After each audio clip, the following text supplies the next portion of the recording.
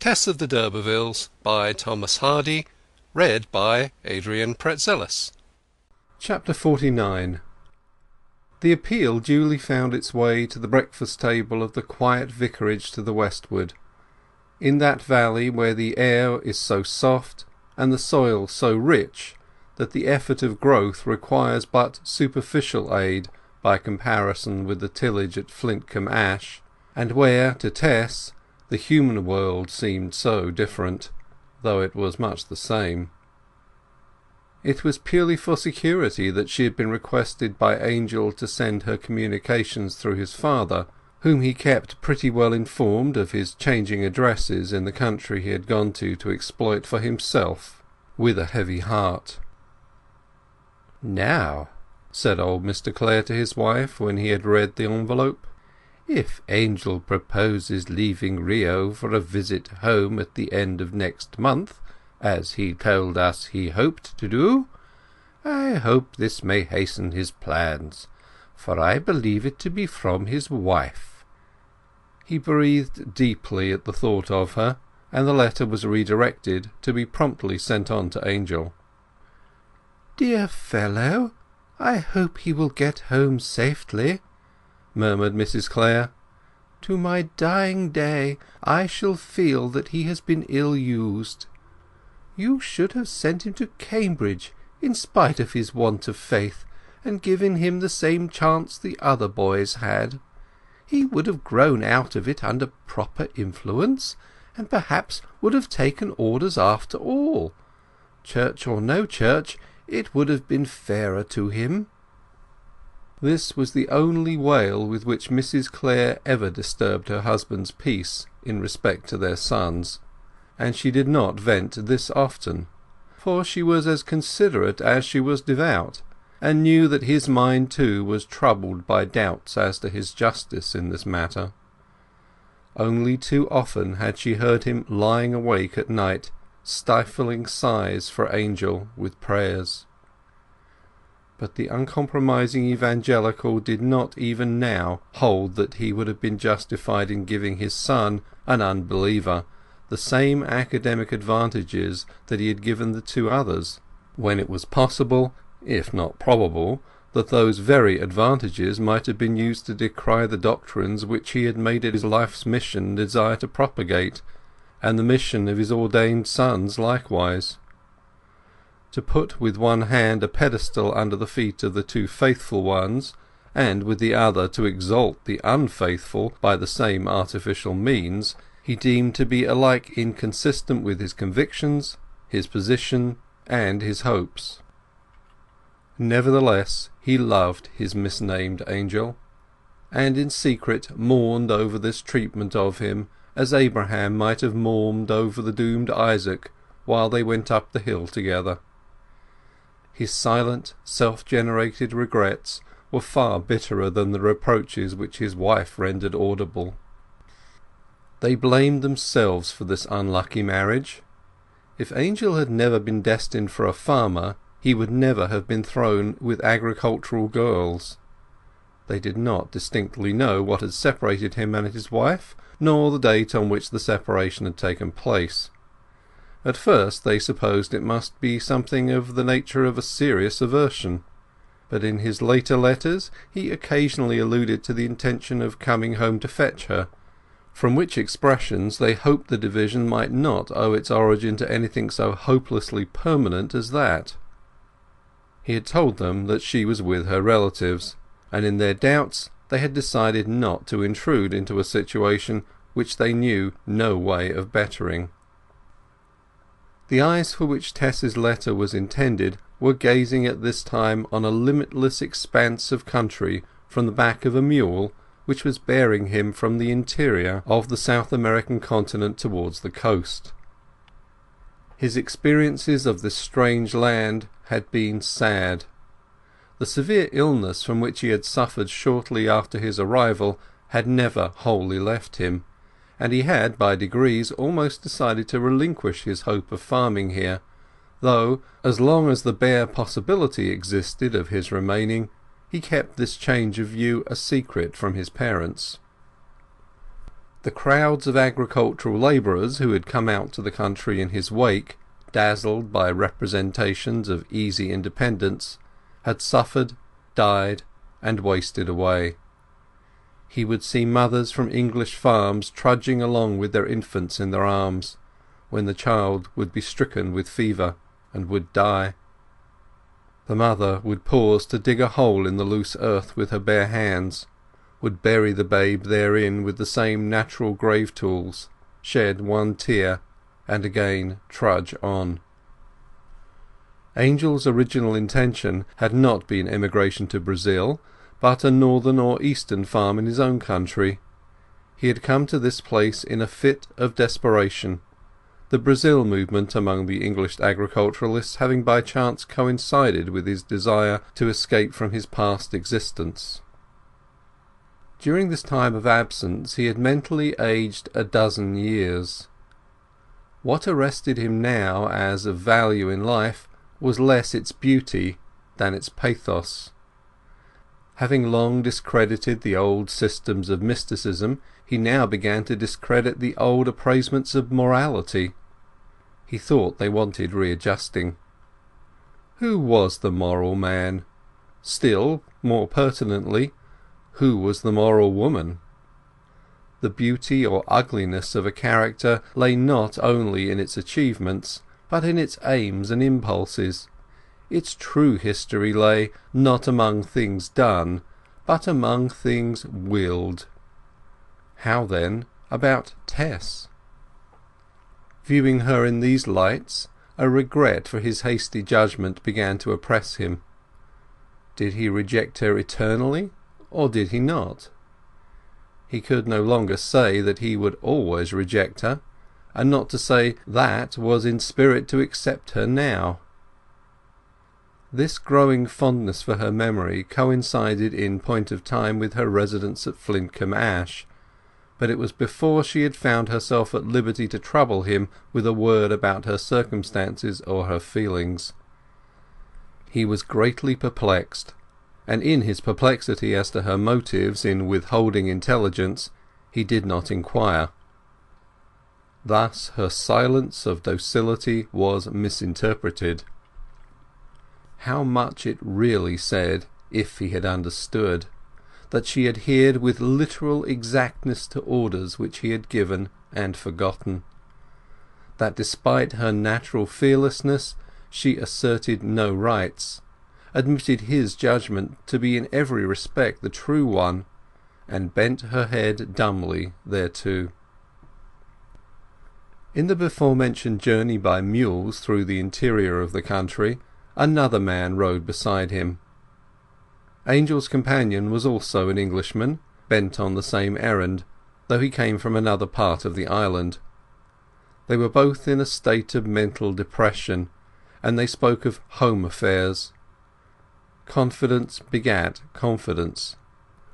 With that curious tendency evinced by men, more especially when in distant lands, to entrust to strangers details of their lives which they would on no account mention to friends, Angel admitted to this man, as they rode along, the sorrowful facts of his marriage. The stranger had sojourned in many more lands and among many more peoples than Angel. To his cosmopolitan mind such deviations from the social norm, so immense to domesticity, were no more than the irregularities of vale and mountain chain to the whole terrestrial curve. He viewed the matter in quite a different light from Angel, thought that what Tess had been was of no importance besides what she would be, and plainly told Clare that he was wrong in coming away from her. The next day they were drenched in a thunderstorm. Angel's companion was struck down with fever, and died by the week's end. Clare waited a few hours to bury him, and then went on his way. The cursory remarks of the large-minded stranger, of whom he knew absolutely nothing beyond a mere commonplace name, were sublimed by his death, and influenced Clare more than all the reasoned ethics of the philosophers. His own parochialism made him ashamed by its contrast. His inconsistencies rushed upon him in a flood. He had persistently elevated Hellenic paganism at the expense of Christianity, yet in that civilization an illegal surrender was not certain disesteem. Surely then he might have regarded the abhorrence of the unintact state, which he had inherited with the creed of mysticism, as at least open to correction when the result was due to treachery. Remorse struck into him. The words of Izz Hewitt, never quite stilled in his memory, came back to him. He had asked Izz if she loved him, and she had replied in the affirmative. Did she love him more than Tess did? No, she had replied. Tess would lay down her life for him, and she herself could do no more. He thought of Tess as she had appeared on the day of the wedding, how her eyes had lingered upon him, how she had hung upon his words as if they were a god's. And during the terrible evening over the hearth, when her simple soul uncovered itself to his, how pitiful her face had looked by the rays of the fire, in her inability to realize that his love and protection could possibly be withdrawn. Thus, from being her critic, he grew to be her advocate. Cynical things he had uttered to himself about her, but no man can be always a cynic and live, and he withdrew them. The mistake of expressing them had arisen by his allowing himself to be influenced by general principles to the disregard of the particular instance. But the reasoning is somewhat musty. Lovers and husbands have gone over the ground before today. Clare had been harsh towards her, there was no doubt of it. Men are too often harsh with women they love or have loved, women with men. And yet these harshnesses are tenderness itself when compared with the universal harshness out of which they grow, the harshness of the position towards the temperament, of the means towards the aims, of today towards yesterday, of hereafter towards today. The historic interest of her family, that masterful line of d'Urbervilles, whom he had despised as a spent force, touched his sentiments now. Why had he not known the difference between the political value and the imaginative value of these things? In the latter aspect her d'Urberville descent was a fact of great dimensions. Worthless to economics, it was a most useful ingredient to the dreamer, to the moralizer on declines and falls. It was a fact that would soon be forgotten, that bit of distinction in poor Tess's blood and name, and oblivion would fall upon her hereditary link with the marble monuments and leaded skeletons at Kingsbere. So does time ruthlessly destroy his own romances. In recalling her face again and again, he thought now that he could see therein a flash of the dignity which must have graced her granddames, and the vision sent that aura through his veins which he had formerly felt, and which left behind it a sense of sickness. Despite her not inviolate past, what still abode in such a woman as Tess outvalued the freshness of her fellows. Was not the gleaning of the grapes of Ephraim better than the vintage of Abiezer?